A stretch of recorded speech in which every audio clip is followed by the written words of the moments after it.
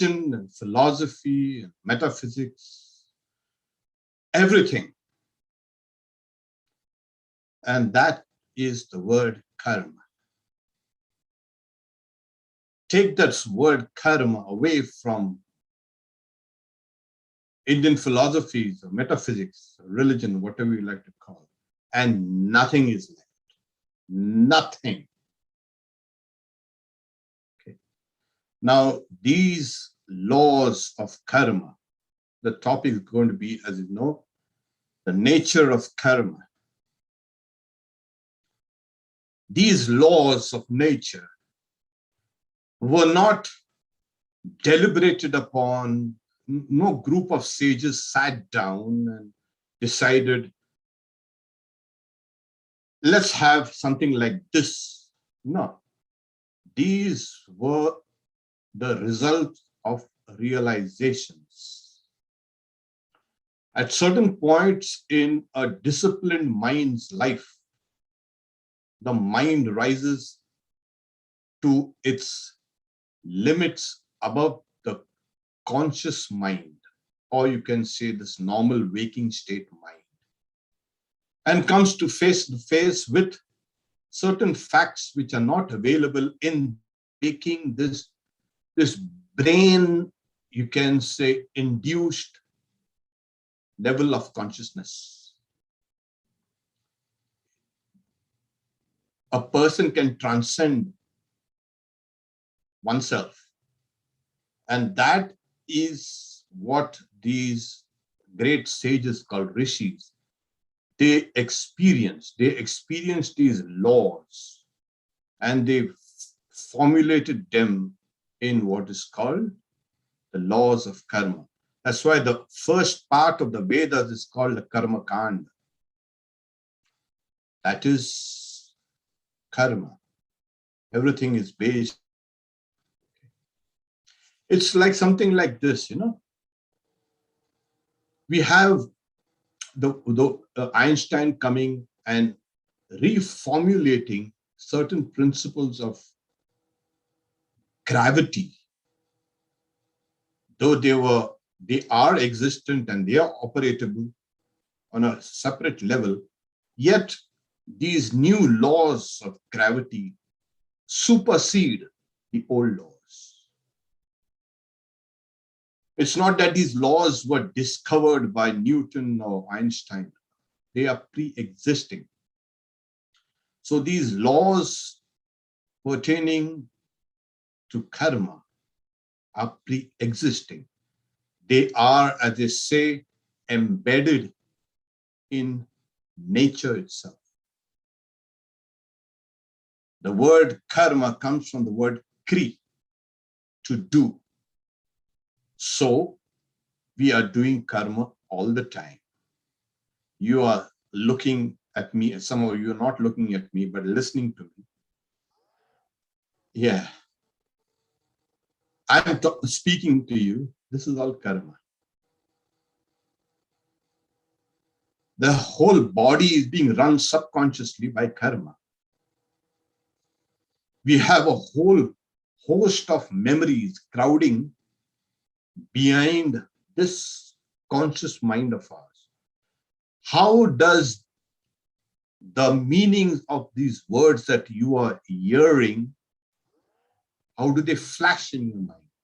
Because there's a whole long list of meanings which are subconscious, which are called memories or whatever you like to call it, attached to everything. Everything you do, you leave a long trail. There's a kind of a long trail, a long train. You don't do anything in isolation. You are not isolated. You never live in a bubble. So we have something called the laws of karma are so pervasive that they kind of take into account every single phenomena that's happening within you and outside you. So this karma, these laws of karma, they are use to explain your life, your sadness, your pain, your misery. It explains your mind, the thoughts, the chain of events, the sequence of experiences in your life. It explains philosophy, it explains religion and spirituality. It explains birth, it explains death, it explains evil, it explains good, it explains nature, it explains evolution, it explains morality, it explains love and everything, everything. So you see, you've got a whole lot of things there which can be understood with this one single concept.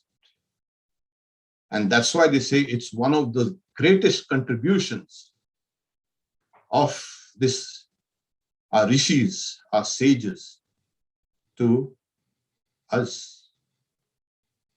And the saddest part is we have neglected this important factor in our lives. And our understanding thus is distorted.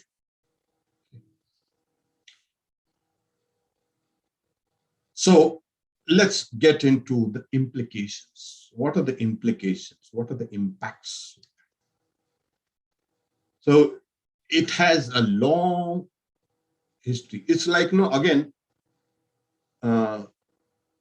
Einstein brought out his equation.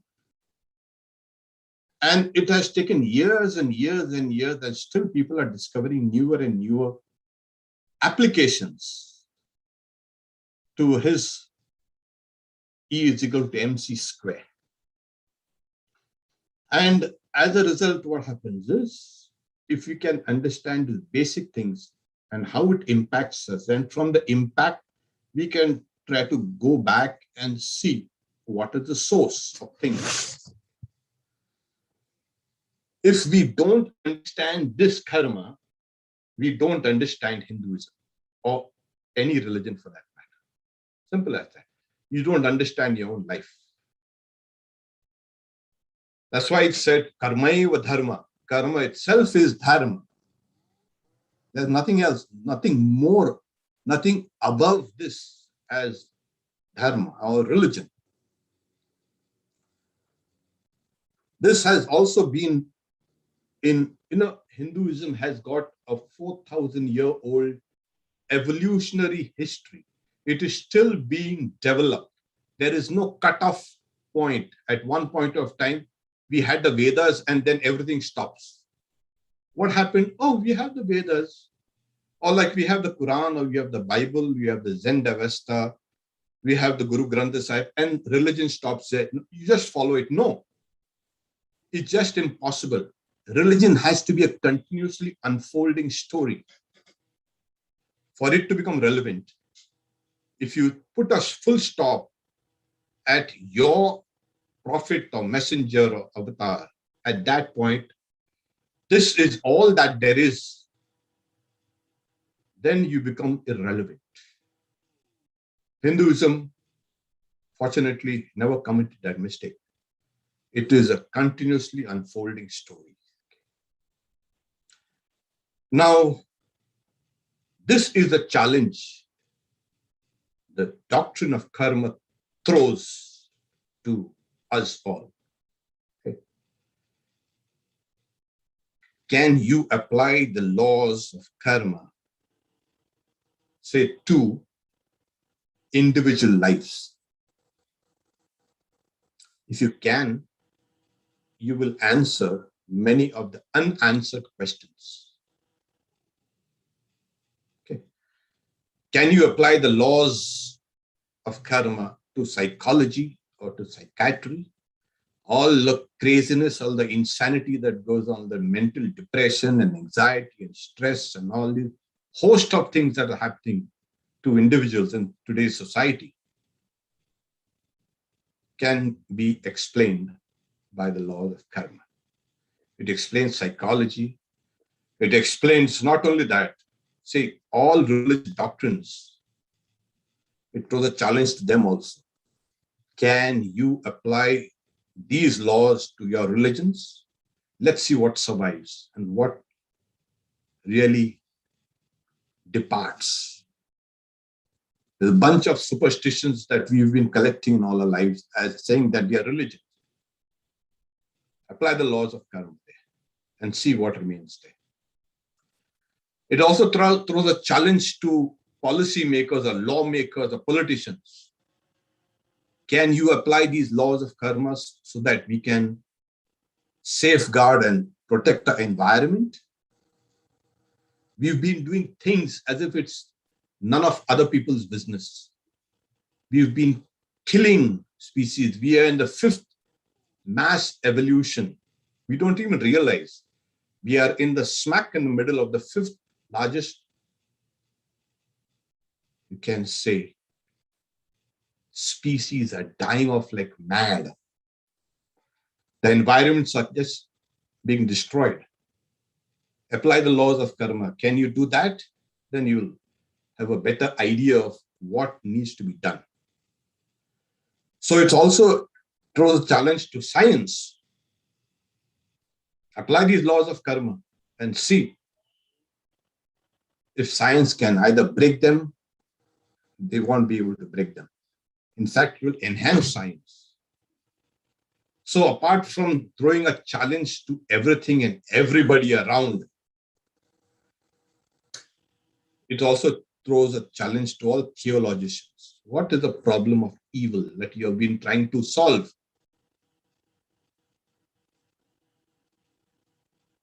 Can you apply these doctrines here? Well, this is what it is. So now this is the implication. It's a huge implications. You see, people are so worried about this life and death and my problems and your problems.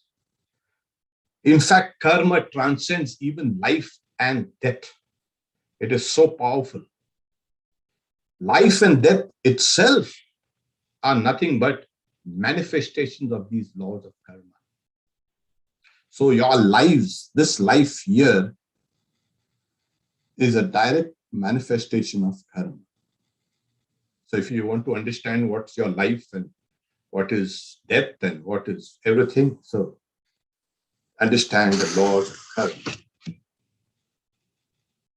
We've been forever been trying to struggle with ideas of morality and ethics. What is moral to you may be immoral to others. And what is immoral to others might be moral to me. So in this relative world of, you can say, relative morality, as I say, one man's food is another man's poison. Well, it takes into account all the rubbish that has been written in the studies of morality as mere kindergarten stuff. People have not had the idea of what exactly is. So your morality and ethics and everything depends on your karma, on the karma. So all our suffering and misdeeds, and then you wonder, what is God doing? Doesn't he see or she see everything, all this misery around? Oh, really? As if God is kind of responsible for all your problems. Yes, we always try to put the blame on something else. Oh, that's a national policy, not I've got nothing to do. That's my state policy, I've got nothing to do. That's God's will. That I've got nothing to do. Then you ask, is God really there? When you find no answers, who's responsible for all the mess around? You don't find any answers, and then you wonder, oh my God, then there is no God. Definitely. We've been praying to him, and then, yeah. So, karma is like that policeman here. It's not only the policeman, it's the judge, it's the jury, it's the executioner. Yeah. We think that, oh yeah, it watches everything. do it quietly in your mind or in your house, nobody has seen, karma has kept a note of things. Okay. All your behavior, everything is noted down. You can't get away from this. In fact, even if you don't believe in God, and there are many philosophies, the problem is, no, we think that God is necessary to answer all your problems. In many philosophies, it's not so. In the Sankhya philosophy of India, there is no need for a God. There is no concept of a God. Only the later Sankhyas, they brought in God, called Ishvara. In Buddhism, there's no need for a God. In Jainism, there's no need for a God. In the yoga scriptures, there's actually no need, but they have a different conception of God. He's the guru of all gurus, etc. This God business has become a kind of it is a big business. Very big business, God business. God is being sold in shops and in motels and in churches and everywhere. God is being sold. The idea of God is kind of so pervasive, and we are gullible, so gullible about it. So in many cases, you don't need to have a God bought inside here, because the laws of karma themselves can answer some certain problems. So there has been this idea that this is, in a way, God manifested in this universe. You say, where is God? We have been searching for him or her, and we have not found him. It is not in my bedroom. It is not in my church. It is not in my playground. It is not in my office. Nowhere I find. I've been crying and crying and crying, and there is no God. There is nothing called God. Oh, yeah, kind of.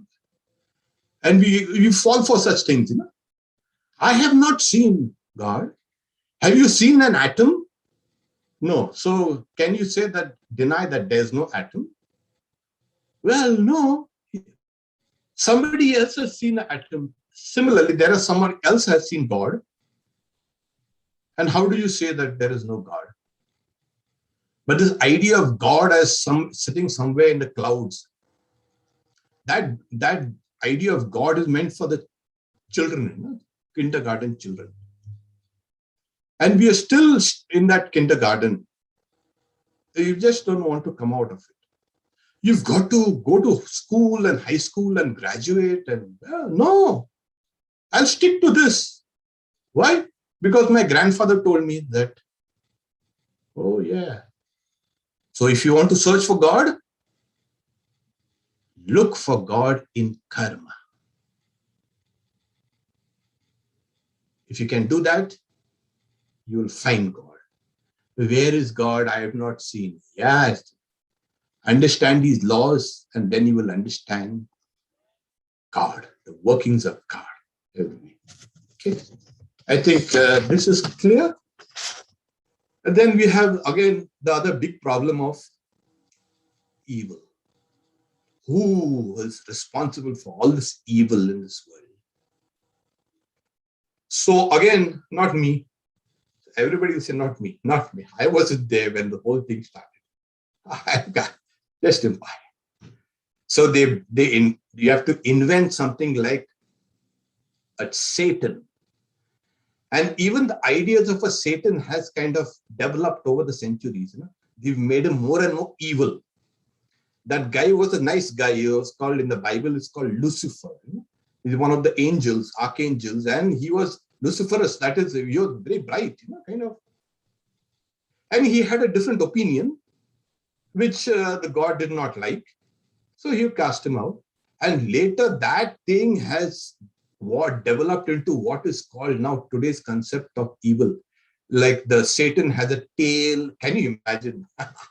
And two horns.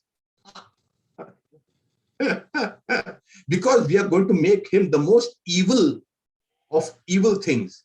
So he cannot be like us. He has to be fully black with red eyes and with a hot breath and this and that. So all the evil is because of that guy. No, actually it's not.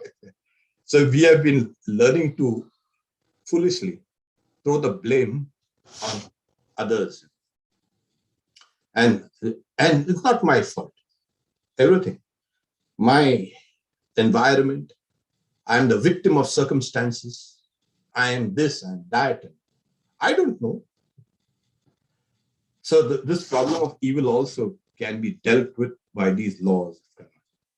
Because we make our own hells and we make our own heavens. Yeah. So these are never geographical places. So we make our own hell, we make our own heaven. Okay. So now you've understood what are the implications of karma. For the last few thousands of years, we've been talking about another. Is free will true or false? Do we have free will? I think that's a big discussion in your life. Why? There is no free will at all. How come? Yeah, you have a will, but it's not free. They say there's nothing free in this world. Yeah, there's nothing free in this world. So you have a will, not a free will. So that's another long discussion. But there was in ancient India, the sect called Ajivikas. They spoke of something called a niyati, the destiny, that it's irreversible. Once you get into it, you cannot escape it. So this is the law that has been thrown on human beings. And we, as I say, it began to think that this laws of karma became the laws of bondage. But really the laws of karma are the laws of freedom, not bondage. So along with karma, there is another power given to human beings. Let me clarify this. Karma itself is a tremendous power, a tool in everybody's hands, which we have not been using it at all. I mean, there are some using it, but the full potential of these laws have never been utilized by individuals or societies or anything like that. With that, there we have another, you can say, power in us. That is called Purushakara, self-effort. You can change your destiny. You can change your life. You can change your bodies. You can change your minds. You can change. This idea of change is there with you. You have it there. So this law of karma also has the law of self-effort. You can tweak things. You can turn things. You can twist it. If you would have believed in those irreversible laws of karma, we would have still been living in the forest. Like our ancestors, our primate ancestors also, living in this forest. We would not have been doing anything. Oh, everything is karma. Everything is bondage. I am destined for this. And so just keep quiet. And if you get, if you become a football, then you get kicked around, no problem. So why? That's my karma, that's my life. And most of us are like that. They have become footballs on the playground of nature. So, and nature has got very strong, you can say, players, you see. So we have another power given to us, and that is self-effort. That also, self-effort also falls within the laws of karma. But these are the laws that can transcend the smaller laws. Like if you say, okay, E is equal to mc square, okay, fine. But what about Newtonian laws, motion? Oh, no. They are applicable on a certain level, but these things are applicable on a higher level. But then if you ask now, what exactly is a higher level? Oh, yeah. Once you transcend these lower laws, then you come down to the higher laws. It's something like this. So we are all moving towards freedom. And once you can understand this, then you can start using the laws of karma. There's another implication. The idea of evolution, the theory of evolution, the doctrine of evolution is an old doctrine. It is called a Satkaryavada. The transformation, the real transformation, is an old Indian doctrine of evolution, the theory of evolution. Everything evolves. Everything. You, me, the plants, birds, everything evolves. There's a transformation of nature. Okay? So the laws of karma also cover the laws of evolution. We won't go into it because you know what's evolution. Right now, you are the complete evolution of what went before you. Your thoughts, what you ate, what you felt, what you hated, what you loved. Right now, you are at this moment the sum total of everything that you have done. You are an evolution of yourself, your past. So this doctrine of karma also has within it the laws of evolution. Evolution is a fact. Everything evolves. Everything. You, me, everything, this whole universe is evolving. When you talk about the doctrine of karma, you also have to talk about the doctrine of reincarnation. So we had a grand idea that we fell down from the skies and again we'll go back to the skies. Nothing like this ever happens, and nothing will ever happen like this. If there are these laws of karma, every action has an opposite and equal reaction. And like I said, you are right now the evolution, the consequence of a series of other actions which you have done before, of what you have thought, of what you felt. So life and death and all these things, like I mentioned, are just manifestation of this law of karma. So it's not that this is your first time here. You've come here many times before. You've done the same mistakes again. You don't want to change, so you're stuck up here. And this is called, what is called Samsara. It covers everything, huge. The doctrine of rebirth, reincarnation. It's not that it was specifically a kind of an Eastern concept. Yeah.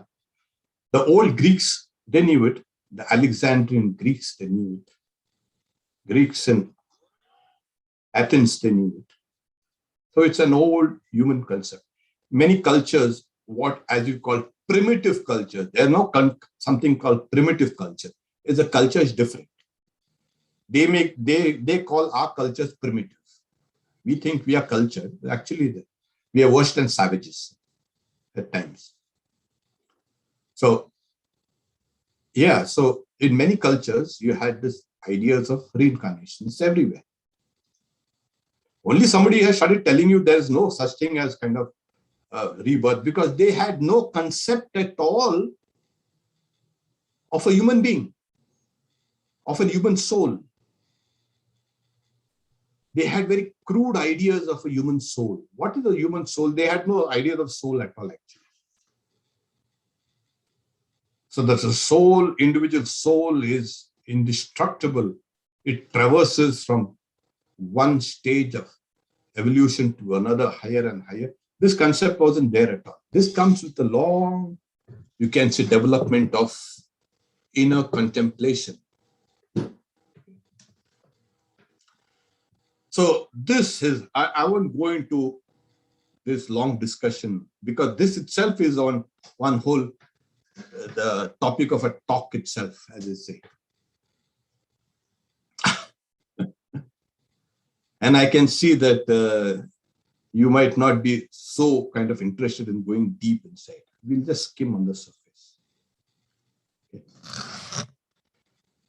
So it is a special power given to karma, is a special power given to each and every one. Yes, through that you can become a god, a devta, as you say. Not the highest god.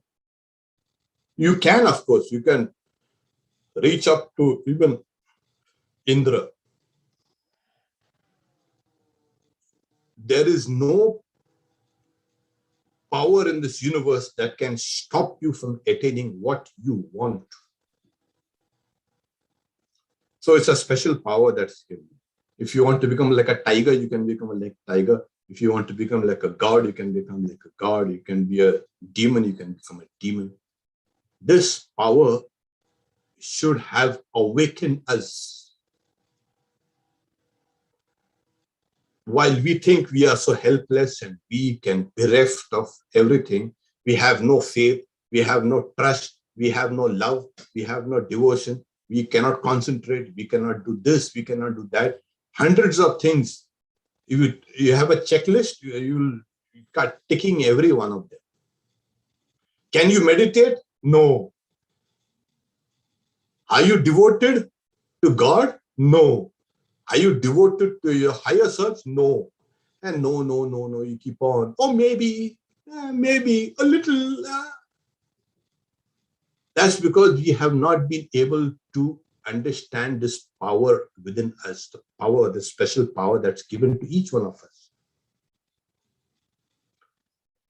If we have to teach people religion, we don't teach them all this kind of rubbish doctrines. From the very beginning, they should be taught how to stand on their own feet, to think for themselves, to do things for themselves and take responsibility for everything that they do. Oh, we have this grace of God. It will come to you. Oh, yeah, really? You will not understand grace without knowing the intricacies of this karma. What about heaven? Sorry. You will not understand heaven without understanding this doctrine of karma. So this is what actually should have been taught to people, to children from the very, very beginning. And we taught them some superstition, some nonsense, some kind of old people's religions for young minds. And we have made a mess of things actually.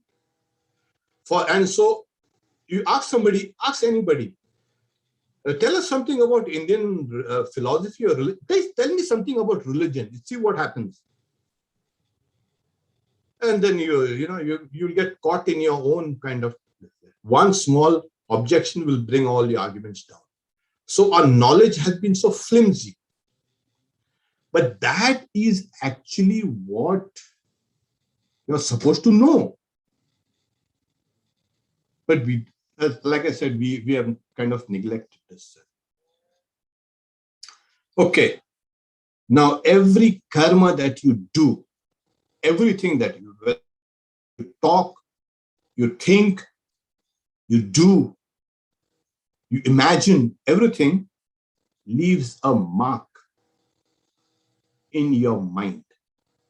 That mark is called a samskara. And that samskara, in other words, you can call it memory. So everything that you do, leaves a trace. Certain karmas are they are very powerful. They can stand on their own. The rest of the karmas, which are teeming inside your subconscious mind, they form classes. It's like a big wave. We are near the Pacific, and you can see the huge waves come and crash against us. Every wave is made of smaller and smaller and smaller waves. And they accumulate and become a big wave. So all karmas are kind of a cumulative effect in our lives. Okay. Everything that you do and say and talk and mark is nothing but information. Yes. Now we talk about every atom has information.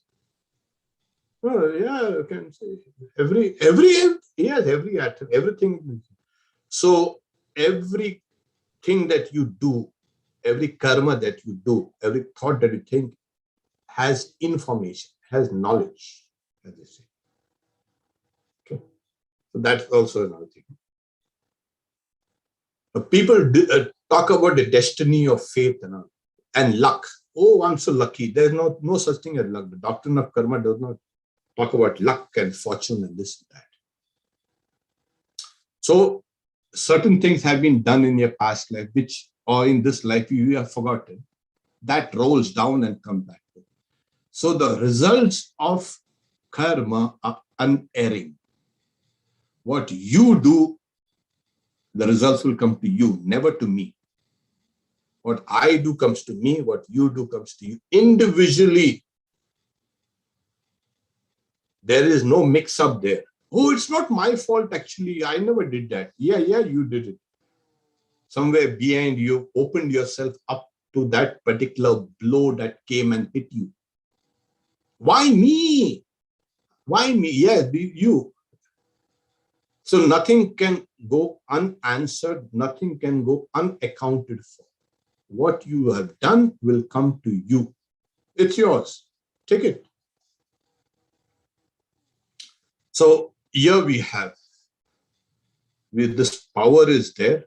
And like I said, this whole thing, when I do a particular karma and I'm born in some particular propitious place or a very bad place, whatever, I am drawn by my karma to those places. Okay. Now, when I'm doing a particular karma, say I'm doing a very good karma. So this world is a world of vibrations. My karma will go and vibrate with your karma. Okay. So you notice when people start doing good, they become better and better. And when you start doing evil, you become more and more evil. It's like kind of, oh, he's addicted. Oh, he's kind of caught up. No. So when you do something, that power comes out from you here, makes a circuit of the universe, as it were, comes back to you. I always give the example when I'm speaking of karma of plastics. Hey, that's a perfect example. We are in the world of plastics, and we throw off plastics. We cannot live without plastics. We cannot do anything in our lives. What can we do without plastics? And we take it and throw it. And it's nothing, hardly a small percentage is recycled. So that plastic that you have thrown out, my dear devotees, it comes to you. It's coming back to you in the form of microplastics. But I'm not responsible. Yeah, you threw something and it's come back to you in a different form.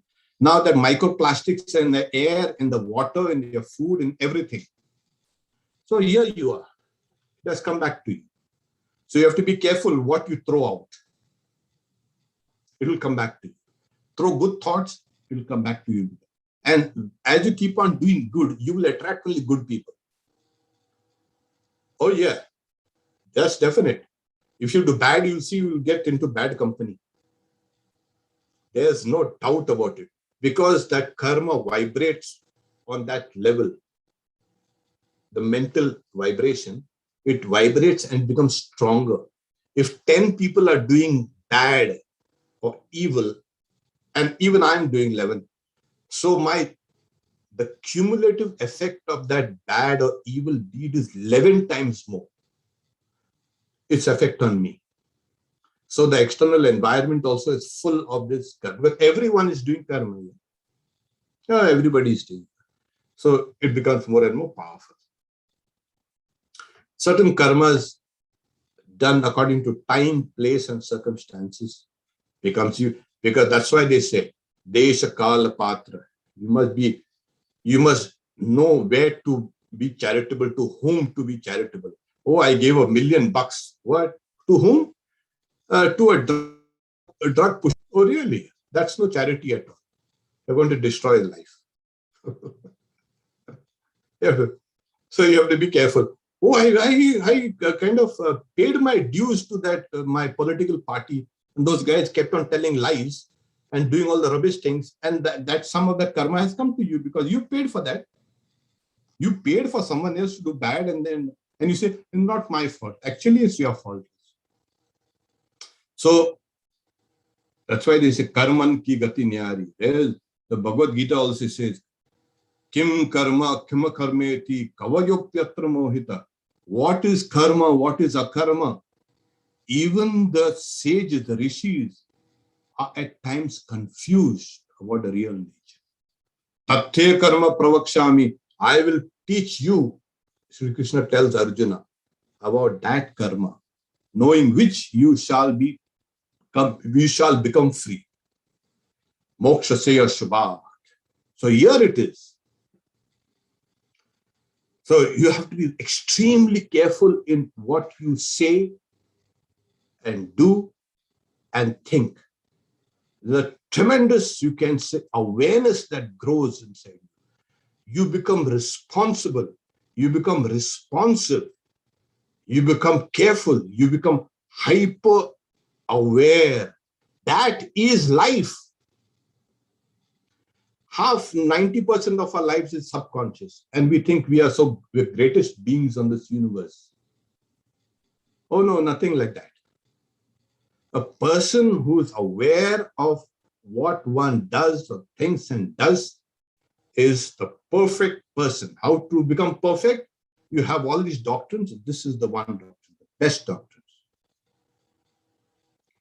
So you become aware of what you've done, you've said, you've thought. Now, so all the doctrines of yoga, etc., come under this. It's karma yoga. The path of control is a first step in the practice of all yogas. Whether it's bhakti yoga, or jnana yoga, or meditation yoga, or whatever, the idea that I am responsible and I'm aware of what I am doing and saying, thinking, will make me a different person. It will make me a superior person. That's what we are supposed to do. Okay. So this is some of the doctrines. I'm not going to now burden you with even more and more. Generally, they say give people 3 or 4 new ideas. I have given you more than 20 ideas. Because most of you don't remember what I had said in the beginning. If you have taken notes, yeah, okay. Sushmita is taking notes, and some of them are. Yeah. Generally, it goes from here and goes from there. Oh, Maharaj, you spoke nicely.